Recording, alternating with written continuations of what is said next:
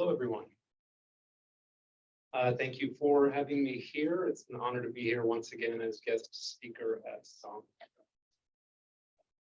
So as Bobby said, I am going to talk a little bit about how yoga and mindfulness really are the same thing. And if anybody's done any kind of practice like this for any given time and tried some different things, you realize that there are more than one way to get to the same destination, which is nowhere other than right here. So I will do my best to speak a little bit to both these topics along the way, share a little bit of information, not fill your brains up too much, and then we'll actually have a little experience towards the end before I wrap things up. So I won't just be having to listen to me that whole. And I would like to acknowledge, for one, the person who's here for the first time. That's a really good example because in yoga, there are actually 9 obstacles on the yogic path. And one of those is the unwillingness to do something new, or to maybe do something you've done before, but do it in a new way.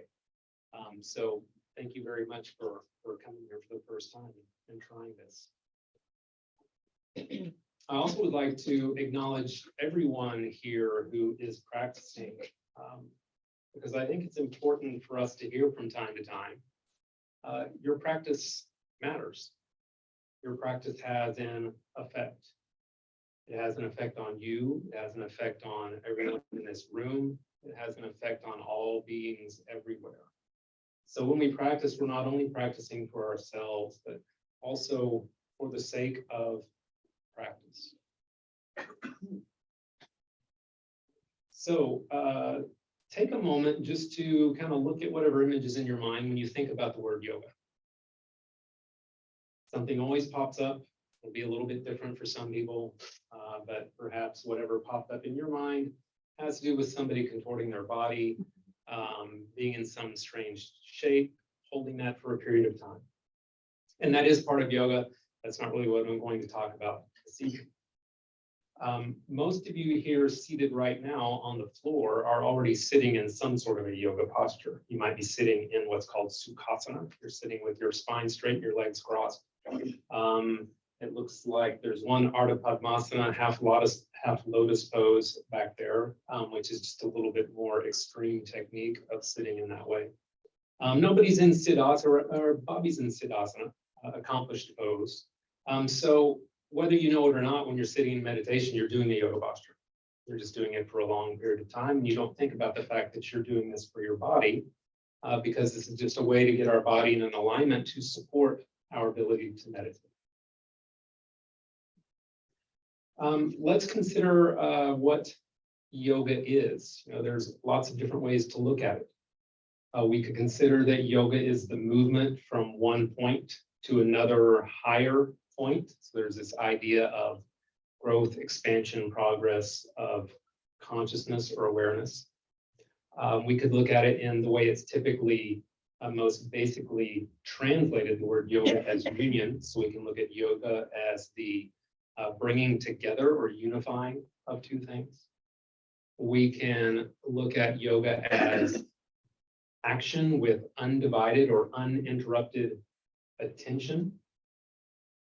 And you can see right there, that's very much aligned with mindfulness. And there's other ways to look at it as well, but those are just a few to consider. So there is this idea within yoga of building attention, our ability to hold our attention, to hold our mind where we want it to be. With that, I think I'm going to talk just a little bit about, I brought a book. I'm going to read short translation, just the first 3 verses of the Yoga Sutras. And I think actually before I read, I'm going to backtrack one moment. So I mentioned a few ways that we can consider what yoga is. It's also important to know that the yoga that we might have been exposed to at whatever level we're exposed to is not the only kind of yoga. The Bhagavad Gita, which is an ancient text which informs much of the yoga tradition, mentions 18 different forms of yoga. The one that I am most experienced in, most practiced in, is Raja Yoga, and that's the one that I typically talk about. However, there are other forms of yoga out there. There are overlaps. Pardon me. There are overlaps in a lot of ways. And there are some things that are unique to those different forms. But primarily what I've experienced, practiced, and what I teach is Raja Yoga. Now, from there, we head to the Yoga Sutras.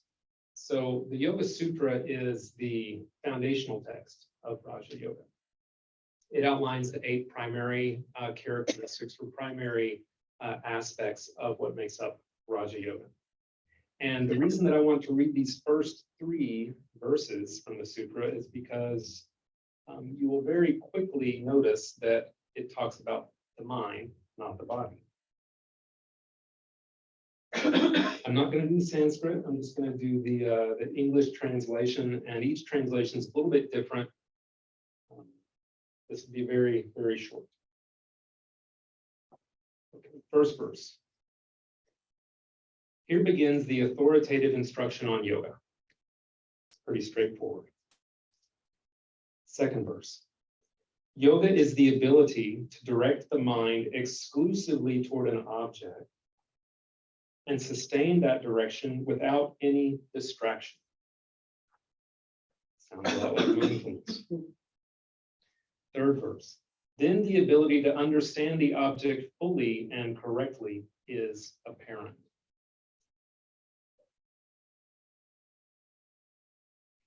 So those first 3 verses of the Yoga Sutra are really a good example of the fact that yoga, first and foremost, is a practice of mind. There's lots of things going on in this world. Out there, in here, whichever world you want to look at, there's lots of things going on. And these things pull our mind and our senses in 1,000 different directions, Bobby mentioned in the walking meditation. I actually read that just recently in the happiness book. I picked up Thich Nhat Hanh's happiness book. It's a great book. If nobody's read it, check it out. So there's all these things that are pulling our minds in 1,000 different directions. Yoga and mindfulness does a few things with this. We start to build the skill to be able to bring our attention back. At first, it's only short periods of time. In a seated mindfulness practice, we may be doing that by bringing our awareness back to our breath. In a yoga posture practice, we might be doing that by noticing what our body's feeling. What's going on in my right leg, in my left leg? What's going on in my right arm, my left arm? What am I thinking about? That comes up in seated meditation too, right? We start to evaluate our practice mid-practice, which is sort of this strange human condition. Our mind's always trying to go somewhere other than where we are. And these practices are to bring our mind back to where we are. But as we start to become aware of the fact that our mind is drifting, we start to bring it back, and we begin to notice even more things about ourselves. This part of my body hurts. That part of my body hurts. When is this going to end? When can I shift position? When can I open my eyes again? Am I doing this right? Should I be doing something differently? Why am I doing this at all? Why did I come here today? Why am I in this yoga class? Why am I in this meditation? You know, all these things come up. And these are all just other thoughts, distractions to carry us away from what the practice is trying to do, which is just bring us right here to where we are. We don't try to eliminate thought. We just allow it to be. We notice that it's there, it stays for a while, it changes, it eventually goes away. We notice there's sensations in our body. We don't try to make them go away. We stay non-reactive, or equanimous was a word that Luis threw out earlier on. So we practice this equanimity, just allowing things to be as they are, whether that's sensations in the body, whether that's our thoughts, whether that's our breath. Sometimes maybe we have trouble breathing deeply. Even when we're trying to relax and be calm and breathe deeply, maybe our breath just wants to be shallow. So we practice being with what is as best we can. And one of the fascinating things that happens as we build this greater mindfulness, whether it's in body or whether it's in thought, maybe it's in emotion, we start to get better at not reacting. And when we get better at not reacting, we find that these things start to shift and change and move more quickly. And then we become aware of even more thoughts, even more sensations. What happens when we experience life, starting from the beginning of this physical experience till whenever it ends? We have experiences, they have an effect on us, and we store them in some way, generally. Enlightened beings, I haven't spoken to one specifically, but I would guess that they don't really store things the way that most of us do. So we face a challenge, we face a crisis. Pain, sorrow, grief. Something doesn't go the way we wanted it to. Our expectations weren't met. Anytime that these things happen, we tend to hold on to them to some degree. We can hold on to them mentally and emotionally. We also hold on to them in our bodies. I'm sure some of you, if not many of you, are familiar with the Vipassana style of meditation. It works directly towards this principle. So what happens is we store all these different things that have happened all over the world and directly in our life. They have an effect on us. They can weigh us down. They can make us feel heavy, dull, restless, lazy. They just have this effect on us. Even something like allergies. Paul and I talked earlier about allergies. There's all kinds of stuff in the air. Lots of us are feeling it. For me, it goes left side of my head, back behind the eye, down the neck. That's just kind of the way it is. So as we become aware of these things, it gives us the power to be better at letting them go.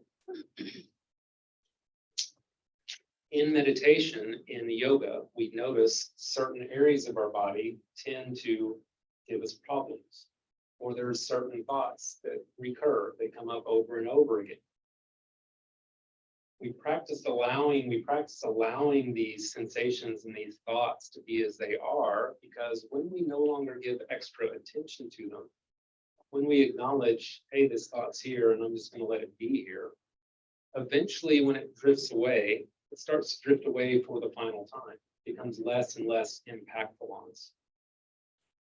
And so in this practice of being non-reactive and being equanimous within our bodies and our minds, we start to let go of a tremendous amount of baggage, for lack of a better word. This can result in better physical health, better mental health.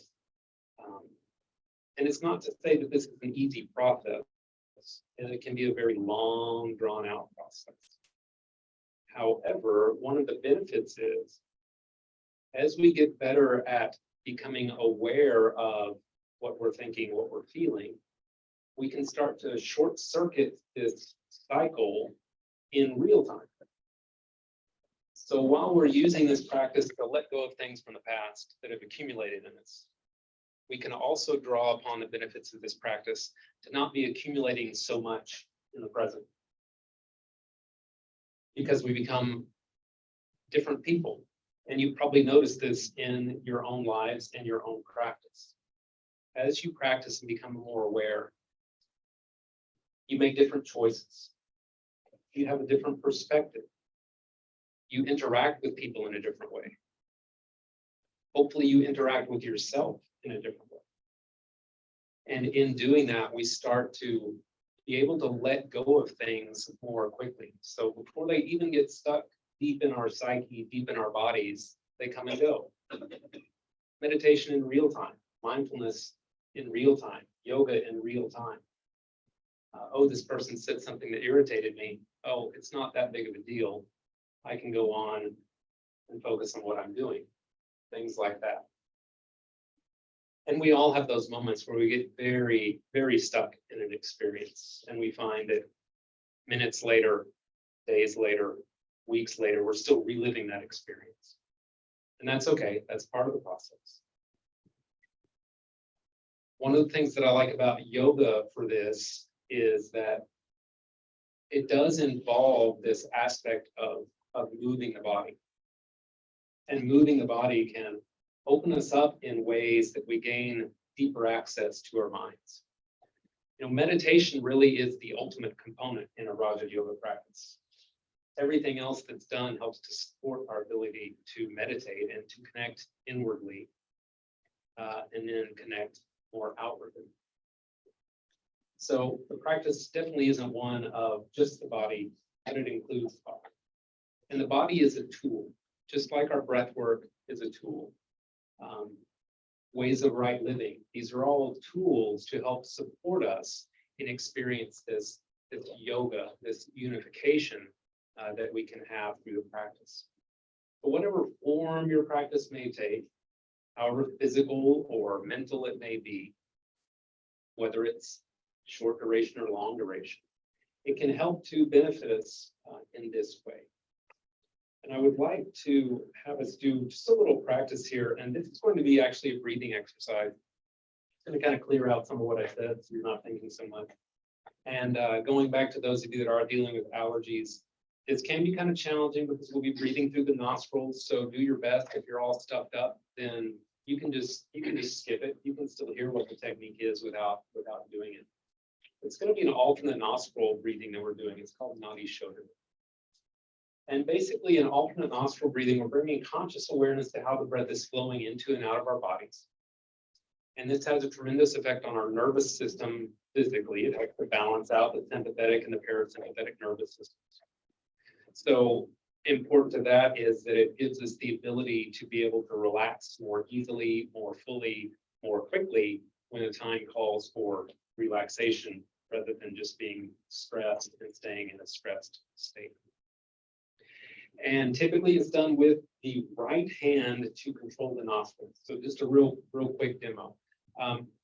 Right thumb goes on the right nostril. The index, ring finger and little finger go on the left nostril. The other two fingers, it's really up to you. You can turn them down into your hands. They just kind of disappear. If that doesn't work for your hands, sometimes that makes the wrist tighten up. Just extend them and rest them on the top of your nose, bridge of your nose. Now, there are options you can do without the hand. They take a lot more mental focus. If you're not doing it with the hand, it requires tremendous mental focus to try to direct the breath through one nostril and then through the other. The hand makes it much easier. So choose your position there, whether you want to use the hand or not. I'm not going to force you to. Thumb on the right nostril, little finger or ring finger on the left. Just let them rest there. So you're not closing off the nose at all. You're still just breathing in and out through your nose. And you may notice that the breath is already moving more through one nostril than another. That is typical. It changes several times throughout the day. So we'll take one more breath in and out through both nostrils. And then close the right nostril and breathe in just through the left. Then close your left and breathe out just through the right. Breathe back in through the right. Close that and breathe out through the left. Eyes can be closed. If you want them open, that's fine. Breathe in through the left. Close that and breathe out through the right. So we're just using the hand to help direct the flow. In through the right. Out through the left. In left. Out right. Yeah, it's really tough when you're stuffy. In right. Out left. In left. Out right. In right. Out left. In left. Out right. In right. Out left. So keep going. I'm going to be quiet next couple of rounds.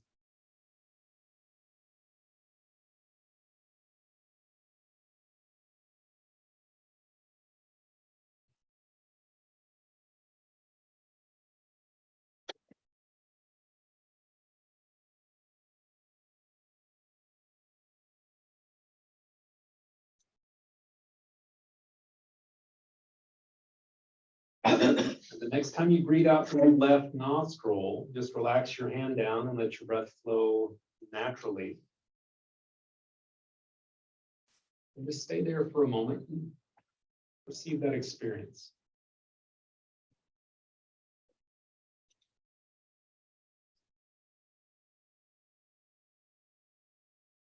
Feeling once again the breath flowing through both nostrils.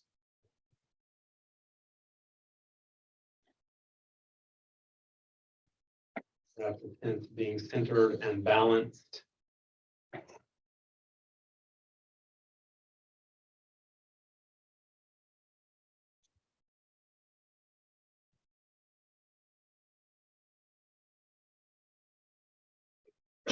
All right, so everybody did pretty well with that.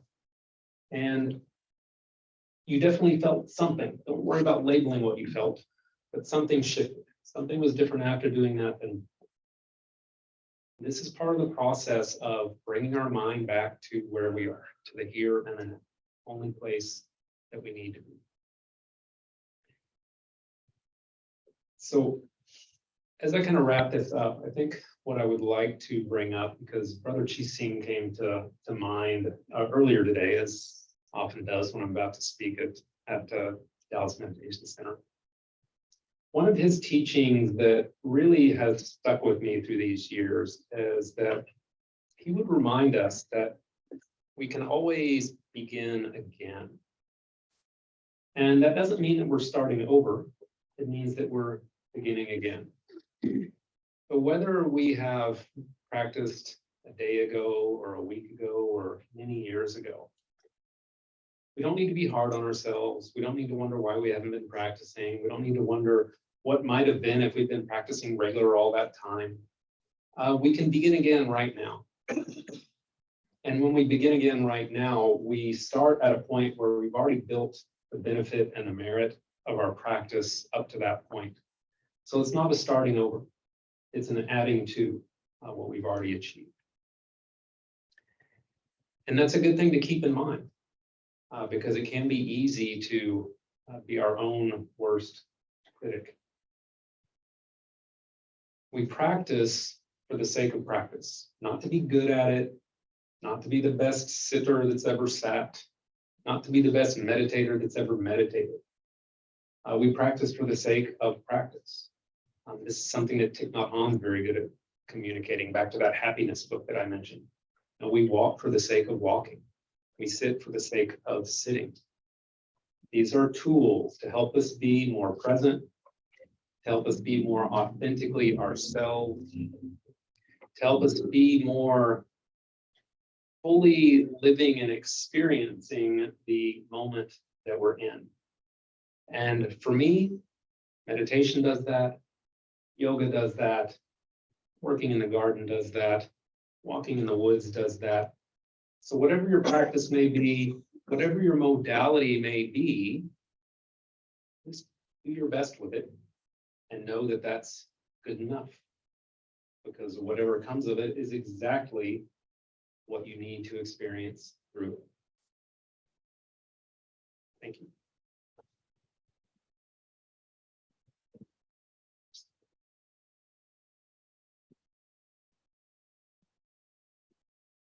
You want to stay there in case there are some questions for I you? would be happy to stay.